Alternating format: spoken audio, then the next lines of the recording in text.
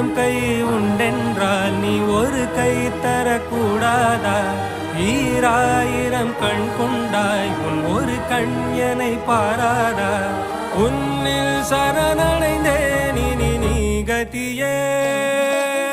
பார்த்தேனே உயிரின் வழியே, யார் கண்ணும் காணா முகமே. கல்